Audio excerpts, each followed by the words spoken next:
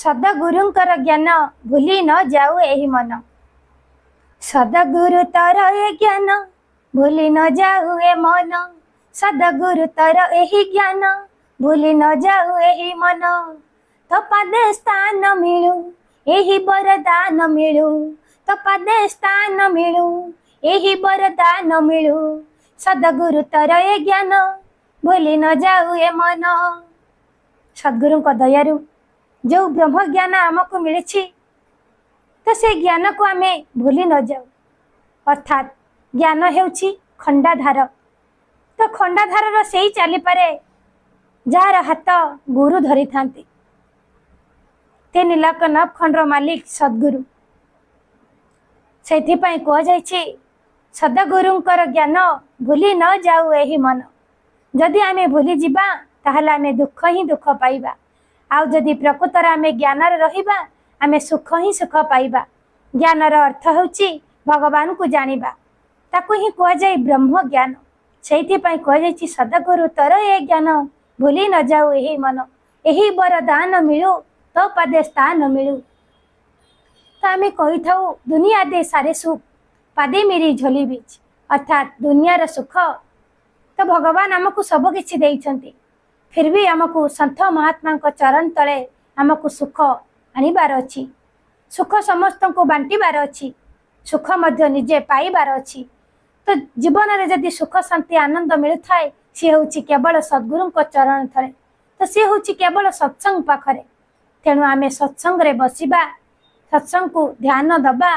सत्संग रे कोन विचार आसुछि सेही विचार को आमे सुनिबा। सुनी करी आम जीवन को निश्चिंत भाव में परिवर्तन करि परिबा। तो एथिरे टिके भी संदेह नाही। कहीं ना जदि गोटे पिलाटी पाठ पढ़ा इच्छा थाए तार शिक्षक जो पाठ पढ़ाई थाए तो सही पाठ को सी ध्यान दे थाए। ध्यान देला परे परीक्षा से फास्ट होता है। ठीक सेमिति आमे जदि सद्गुरुंकर आदेश को मानि नबा ताहले आमे भी मध्य सेवा सुमिरन सत्संग रे जड़ी हेकि रही परिबा। आ तांको पाखरे गोटे भल संतानटी होई परिबा। वास्तव रे कथा होची आमे समस्तंकर भल हबा आवश्यक अछि। पिता माता पाखरे सद्गुरुंको पाखरे हमको जे पाठ पढ़ौछंती तो टीचर पाखरे तो ये समस्त होछंती हमर गुरु। तेणु समस्तंको पाखरे हमर ध्यान रहिबा निहाती आवश्यक अछि। समस्तंको पई सेवा करिबा निहाती आवश्यक अछि। फिर भी आमे सद्गुरु को निहाती धरिबा। सद्गुरु को धरिले सिना ब्रह्म ज्ञान कौन आमे जानी पारिबु, भगवान कौन आमे देखि पारिबु। तो वास्तव रे कथा होची आमे आम पाखरे जहाँ भी किछि अछि फिर भी आम पाखरे गोटे ब्रह्म ज्ञानर अभाव अछि। सेही ब्रह्म ज्ञान को आमे जानि नबा। ब्रह्म ज्ञान को जानि नेला परे आमे निश्चिंत भाव रे खुशी रे रही परिबा। सेइथे पई कह जायछि सद्गुरु जो ज्ञान देइछंती सेही ज्ञान को आमे भूलिबा नाही। अर्थात सत्य पथरे आमे रहिबु। जमिति कह जायछि सेवा आमर कर्म, सेवा आमर धर्म।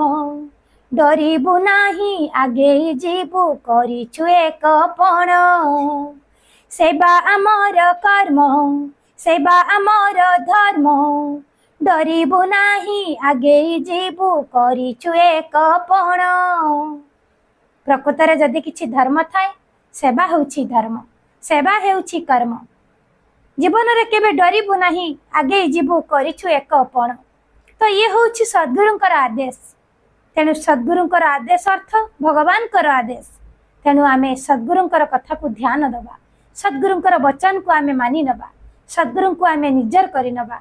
तेबे जाई आमे प्रकृतरे जानि परिबा जे सद्गुरु जो ज्ञान देइछंती आमे से ज्ञान रे रही पारुछु। तो से ज्ञान रे आमे चाली पारुछु। तो ज्ञान हेउछि खंडाधार। खंडाधार रो पिंपुड़ी चली थाए। खंडाधार रे साधु संत महात्मा माने चली थांती। तेणु आमे भी मध्य सही परि हबा पई चेष्टा करिबा। सद्गुरुंकर आदेश को मानिबा पई चेष्टा करिबा।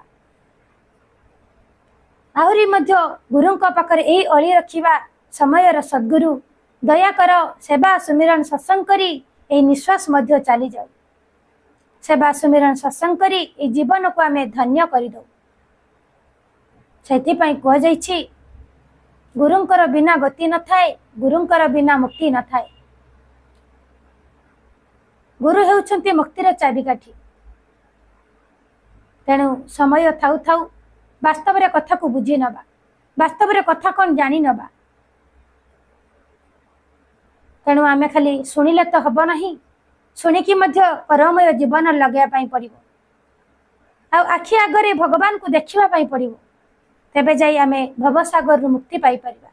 जहाँ को कह जाइछि यलोक रे सुहेला परलोक रे सुहेला, अर्थात आमे सुखरे रहिबु, सुखरे भी मध्य मरिबु। मनीष केवल सुख ही चाहे किंतु जीवन में सुख पाऊ नहीं, सुख केवल सत्संग रे अछि। सेतिपई कह जाइछि सदा गुरुंकर ज्ञान भूली न जाऊ एही मन।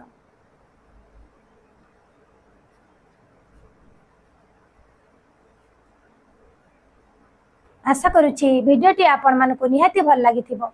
एहीपरि नुआ नुआ भिडियो देखिबा पई आपण माने लाइक करंतु, शेयर करंतु, कमेंट दियंतु, सब्सक्राइब करबा को जमारू भूलंतु नहीं।